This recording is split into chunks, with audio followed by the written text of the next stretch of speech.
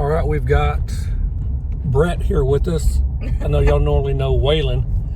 When we put his little thick coat on him, he becomes Brett. He's more sophisticated, like he's from Colorado or something. He's hungry. He has talked us into going and get him some kolaches. Since I'm driving, I'll let Stephanie go ahead and do that. Waylon wanted us to go on a kolache run or a donut run. Waylon, buddy, you're gonna have to sit back somewhere. Come on, bud. It's okay. He's like, I want to be in the camera. The guy. Look, anybody else's dog like to just ride right up on you like this? I mean, you got the back seat and everything, but that dude ain't gonna go back there. Seat. The whole back seat, nothing in it. He's just trying to get up here in your lap. If he could sit in my lap to drive, he would. Oh, and this is what he's gonna do. I don't know how that's comfortable, buddy. He literally lays. And listen, you're gonna have all your Karen saying that dog should be in his car seat or seat belt. I'll tell you what. We're just in our neighborhood. It's okay. No, we're gonna go out there I know, but on the road, and he's gonna be. I meant for right now. Hush, calm down. Hey, you know what? Our dog is safer than the ones that are in the backs of trucks just going down the interstate. But that dog would cry like a baby if you made him sit back there. I know, he's such a baby. By himself. You gonna cut my head off? I'm not trying to. It's just odd. Try it. We can have a whole headless video. Well, I got your head in most of it. It's fine. It ain't all about me. We just want to show our journey with Waylon going to the store. Buddy, I don't know why you need to put your arm up under me. He is sitting on our middle console, like his whole body. And he's got a little attitude sometimes, wherever if you don't do what he asks you to do, or if you don't acknowledge him, he'll go up and nudge you with his little nose, like, you know, I'm trying to get your attention. What is it, buddy? Huh? Oh my goodness. So, he's about, how old is he now? He will be 2.5. 3 on 4/20. April 20th. Waylon. The name Waylon. With the name. And so the story about this dog that most of y'all don't know is our oldest, our son, got him, adopted him and brought him home. And then he ended up having to relocate out of state for a job for a little while. And unfortunately, at the time, our health was just not where we could take care of Waylon, and it hurt us so bad. But luckily, our son rehomed him, and it ended up being a neighbor. You just unbuckled me. He's like, I need to be in that seat. If you can't have my seat. He's like, if you go ahead and bounce out of here, I'll go ahead and get that seat. I need to bounce. You mean like maybe you can go to the back seat. You can sit in my lap, buddy. So anyway, it ended up being a neighbor had taken him and, you know, it's kind of like sort of adopted him or fostered him. Well, no, they were like they were going to keep him. Going to keep him, right? Because they had 2 small poodles, and you know they were very familiar with his breed. And then you know, it just played on us. Like I kept saying over and over, like if we ever see him again, like I want him back. Right. We always knew that. We always knew that he belonged with us. When we gave him up, it was like we always wish we, you know, could have done something different. Heartbreaking. But then one morning, after all of our health issues, after we worked really hard. What, you just unbuckled me? Man, he is extra today. He is trying to unbuckle us.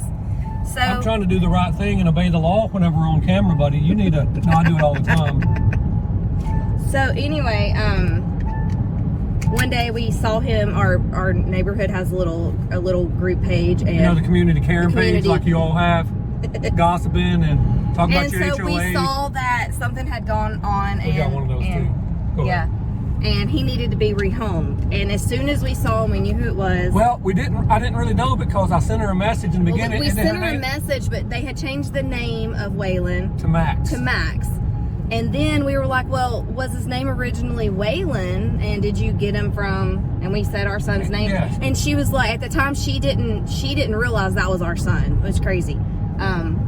So we went that evening and we picked him up, and you can see the recognition, the moment of recognition in his eyes when we walked through the door. I mean, we hadn't seen him in about a year and a half. Good year and a half. And he was the happiest little baby. Everybody was crying. I was crying. You were teary-eyed. The lady was crying. Onions. You were not peeling onions. He was crying.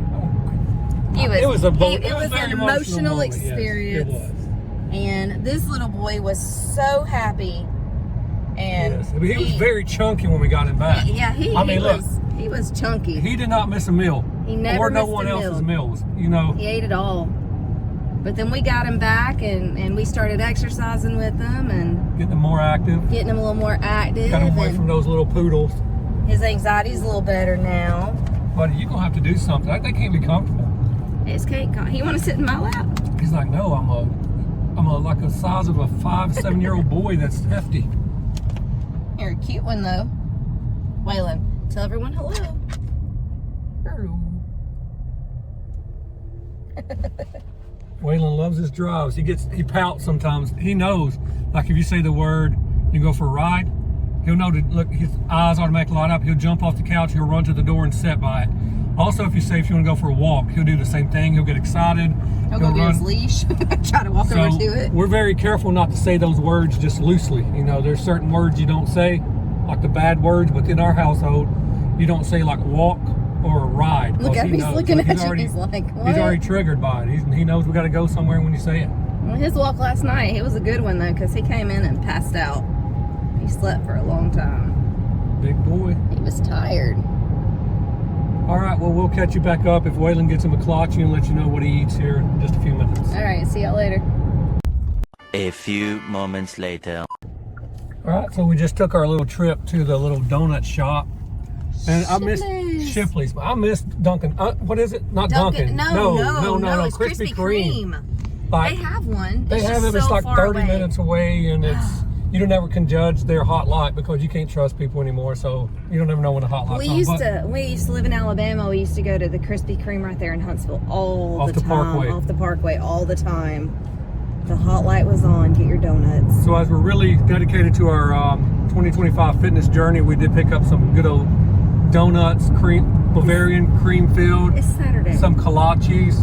Now, we do pretty good throughout the year anyway. So it's like, and we're eating, and because of our youngest's newfound allergies, we're making a lot of food from scratch at home. Gluten-free, dairy-free, egg-free, preservative-free. And really the only resolutions, is that what you call them? That you, I don't know. I don't ever make them really. Is just to survive 2025. Just to make it. Make Eat it one through day things. at a time. Yeah. I'm not going to set myself up for failure. No. But we still get a lot accomplished each year. Yeah. So we do well. I always set goals throughout the year. I don't wait for a resolution. Right. You know, I set goals throughout, and those goals can change. So you can't just wait till the end of a year or beginning of a year to start something new. So you have to be able to implement stuff throughout the year and work on your goals. And don't get the donut. A lot of times what you thought was the main goal and priority in 2025 turns out not to be. So you have to adjust. It's all about being flexible. Don't take yourself too. That sounded horrible. Don't take yourself too seriously. Yeah. Learn to live your life a little bit with some fun. Don't be so serious all the time. If you're in court, you better be take yourself serious. Yeah. And the judge. Well, hopefully we won't be in court. Yeah. Well. All right. So we got some jalapeno cheese kolaches. Yep. Got some an egg and cheese kolaches. Yep. And some Bavarian cream donuts. Mm-hmm. And I have to watch the Bavarian cream. Yeah, cinnamon. All that sugar. That it's okay. It's Splenda, I'm sure. Well, it's in moderation too. It's not like we eat it all the time. Yeah. This is like a treat for us. Yeah, I mean, I probably eat one donut every month. Maybe. If that. I mean, it's like a random thing. Yeah. When you wake up and you just get as they call it, that good and eat donuts all over your life. Yeah. They call it, you got a hankering. You got a hankering for a donut. For some donuts. Yeah. Hankering. More people would call it craving. Craving. Yeah, you craving a donut. You just got your southernness back. I know. I'm going to the southern people so they can relate. Oh. I reckon we're going to drive down to the donut store and get us some donuts. No one talks like, do they? Yeah, they do. Sorry. They do. In some parts, they still say reckon. Oh, well. In like smaller countries. Some parts, you mean like Texas, when you say it? When you say reckon, you say it all the time. I do not say it all the time. Look, don't act like that's something in Eva, Alabama that they only do. I'm you do it all the time. I know. But I'm just saying, I'm from Pinson. You brought that junk with you. Side note, about 100 years ago when we first got married, no, I was really like almost 23 years ago. Been the best 3 years of our life? 23 years 23, ago. Okay. 23. Like this month will be 23 years since we went on our first date. And then, you know, 6 short months later, we were married. Horse and buggy put But, this up. no, they did not.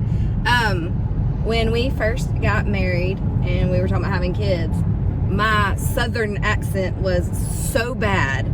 Even worse than now. Even way worse. Like, you can understand her words now. Yes. It wasn't that bad for her. It was bad. You know, but it was bad. It was bad. He actually told me I would never be allowed to teach our children to speak.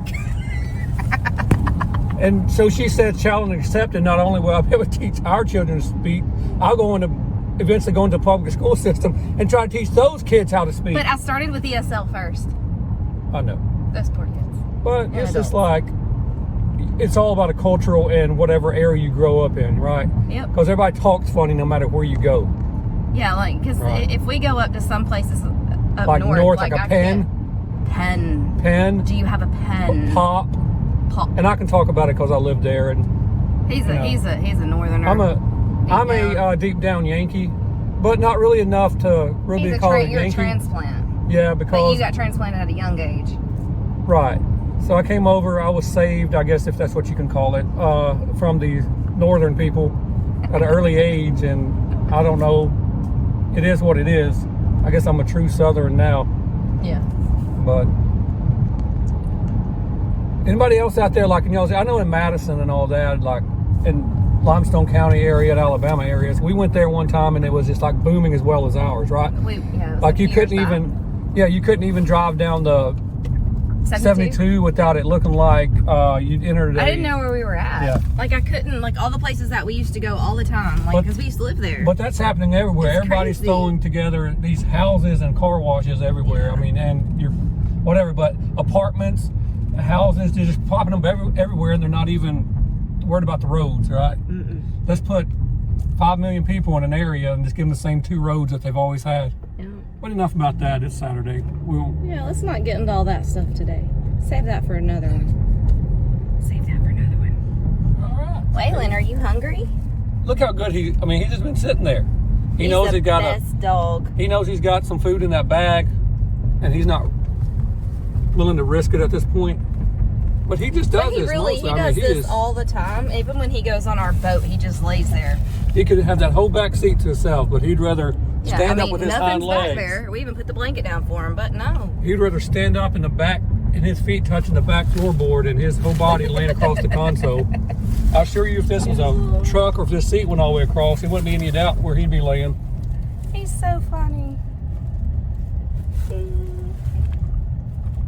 Well. All right, Waylon, well, tell all your fans bye. We're going to go and try to eat these donuts and get a little healthier. Oh, he's shy. He is. Look at him. All right, say bye-bye, Waylon. That's his